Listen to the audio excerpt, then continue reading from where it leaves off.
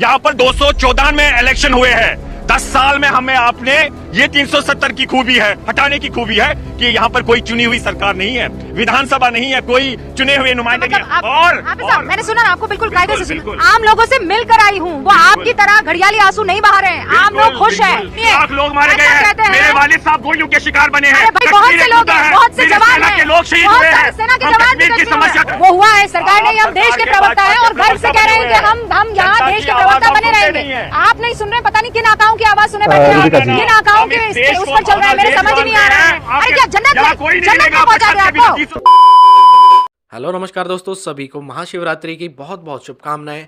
ओम नमः शिवाय। दोस्तों आज की डिबेट होने वाली है जो कल हमारे पीएम मोदी कश्मीर में गए, और जब वो कश्मीर में गए जितना ही प्रोपेगेंडा लेफ्ट वाले या फिर ये कश्मीर की हुर्रियत वगैरह वाले जो थे फैलाते थे, उसको वहाँ की जनता ने ही एक्सपोज कर दिया। 2 लाख से भी ऊपर लोग पैदल चलकर उस सभा में आए, उस मीटिंग में आए और अपने पीएम मोदी जी को सुना। वहीं चारों तरफ जन्नत के अंदर पॉजिटिविटी फैली हुई है, पर कहते हैं ना चांद पर भी दाग है।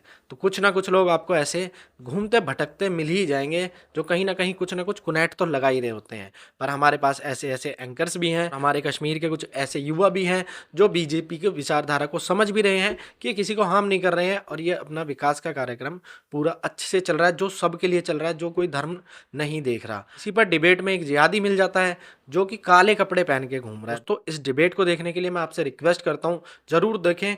जहाँ कहीं अभी थोड़े थोड़े जो हैं, जो कश्मीर है या लेफ्ट है, इनको भी हमें धीरे धीरे अपने वोट के हथियार से साफ करना है। तो इस डिबेट को इसलिए देखना आज तो बनता है। डिबेट वीडियो बहुत ही देखने लायक होने वाली है। आपसे रिक्वेस्ट है वीडियो को एक लाइक जरूर दे दें, चैनल पर नए हैं तो चैनल को सब्सक्राइब कर दें और बेल आइकन ऑन कर दें। तो पहले वीडियो में चलते हैं। क्या 370 जाने के बाद आपने तो कहा था कुछ नहीं होगा, हम बर्बाद हो जाएंगे, ये जहन्नुम बन जाएगा, ये तो खूबसूरत जन्नत है अभी भी। बेशक रूबिका जी, अब तो बहुत बुद्धिजीवी है, हर बात को समझती है। 370 हट गया तभी अब सफा नहीं है आज, तभी यहाँ डिस्टर्ब्ड एरिया एक्ट नहीं है। वो देखिए ना, कश्मीरी पंडित भाई मेरे गांव में वापस आ गए, जो आपने कहा था सही बात है ना। और जो बच्चे जेलों में है ना, वो भी यहाँ पर है, वापस आ गए। और जो सबसे ज्यादा देश भर में सेना अगर है, मेरे प्यारी सेना जो है, उनकी सबसे ज्यादा तैनाती अगर है वो इस जन्नत बेनजीर में है। तो यही बदलाव है। हाँ, बहुत महत्वपूर्ण बात हम बताना चाहते हैं आपके माध्यम से। यहाँ पर 214 में इलेक्शन हुए हैं। 10 साल में हमें आपने ये 370 की खूबी है, हटाने की खूबी है कि यहाँ पर कोई चुनी हुई सरकार नहीं है, विधानसभा नहीं है, कोई चुने हुए नुमाइंदे नहीं है। और मैंने सुना ना आपको बिल्कुल कायदे से सुना। बिल्कुल आपने इतना समय भाजपा को दिया, हमें भी कुछ समय दीजिए ना। पूरा शो उन पे आपने डेडिकेट कर पूरा शो कहाँ से डेडिकेट किया, मैं तो उनको भी सुनी हूँ। अरे भाई निर्मल साहब, दर्द तो सुनिए, अब आप सुन तो लीजिए ना, आपका दर्द तो मैं सुन तो ले, मेरी बात तो सुनिए ना हाफिज साहब। मैं यहाँ पर उनसे बात कर रही हूँ जो मुख्यमंत्री रहे हैं। आप चुनाव जीत जाइए तो आपको भी ज्यादा वक्त दे दूंगी मैं। आप यहाँ पर सिर्फ नेगेटिविटी फैलाएंगे और कोई काम तो करेंगे नहीं। आम लोगों का दर्द फिर भी आपको बुलाया है, फिर भी आप पूछे ना, मुख्यमंत्री से पूछना था आपको। आम लोगों से मिलकर आई हूँ, वो आपकी तरह घड़ियाली आंसू नहीं बहा रहे हैं। आम लोग खुश हैं। मेरे प्रश्नों का उत्तर दीजिए। आम लोग काले कपड़े क्यों है, अब सभा क्यों है, मेरे कश्मीरी पंडित वापस क्यों नहीं आए? बताइए मुझे आप एक चीज बताइए। हम समझते थे प्रधानमंत्री जी ने कहा दिल की दूरी और दिल्ली की दूरी, उसका अर्थ क्या हुआ वो खुद मानते थे। तो आपकी दूरी हटेगी कि नहीं हटेगी? उम्मीद करते थे चुनाव का ऐलान करेंगे, इलेक्शन कमीशन से देश की वापसी करेंगे, हमारे राजनीतिक राय। कुछ चेंज नहीं हुआ है, कुछ चेंज नहीं हुआ है, नहीं हुआ है। देखिए आपकी सुनिए, 1 लाख लोग मारे गए हैं, मेरे वालिद साहब गोलियों के शिकार बने हैं। अरे भाई बहुत से लोग हैं, बहुत से जवान हैं, के लोग शहीद हुए हैं। सेना के जवान कश्मीर की समस्या का समाधान होना। सबसे पहले मैं माननीय प्रधानमंत्री जी का धन्यवाद करना चाहता हूँ, जो कश्मीर में आए, अपना कीमती वक्त निकाला और इतने प्यार, इतने खुशी के साथ उन्होंने लोगों से संवाद किया। और आज जो विपक्ष बात बोल रही है, आज बोल रही है धारा 370 हटने से अच्छा हुआ। पहले यही लोग बोलते थे धारा 370 हटेगी तो झंडा उठाने के लिए कोई नहीं होगा। ये भाई साहब का मैं जवाब देता हूँ, जो सिक्योरिटी, जो नेशनल सिक्योरिटी है वो प्रियोर है, वो एटमोस्ट इम्पोर्टेंस है, उसमें कोई कंप्रोमाइज नहीं। और जहाँ इलेक्शन की बात है, क्या यहाँ डीडीसी के इलेक्शन नहीं हुए, क्या पंचायत के चुनाव नहीं हुए? अगर पंचायत में 35,000 लोग चुन के आते हैं और डीडीसी में 280 लोग चुन के आते हैं, क्या असेंबली मेंबर 80 होना क्या वही रिप्रेजेंटेशन है? क्या ये 35 1000 लोग जो पंच, सरपंच और डीडीसी बने हैं, क्या उनकी कोई मान्यता नहीं है?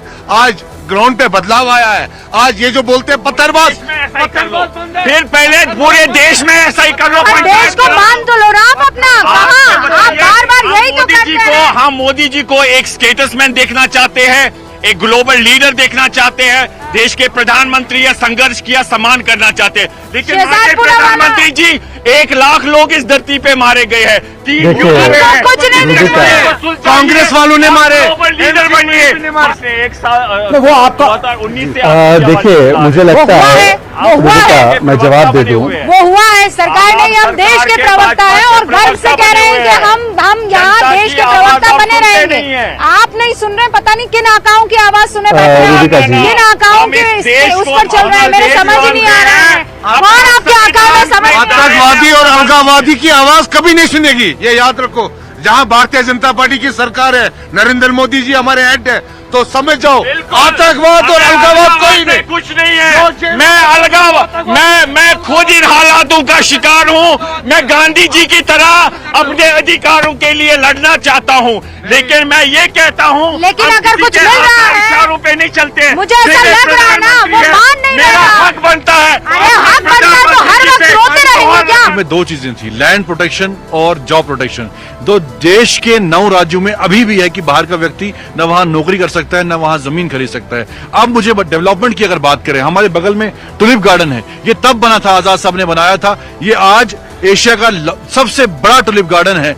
ये तब बना था जब 370 था। आपके पीछे संतूर होटल है, ये तब बना था जब आर्टिकल 370 था। 370 कब रुकावट था यहाँ डेवलपमेंट करने के लिए? तो फिर आप लोग जबरदस्ती काहे हवा बना रहे थे? अब आप जब निकल गए तो आप कह रहे हैं कि क्यों निकल गया है? 2014 में IITs कितने थे, IIM कितने थे, रोड कनेक्टिविटी थी, रेल कनेक्टिविटी थी, वाल्मीकि को उनका हक मिला, ओबीसी को उनका हक मिला।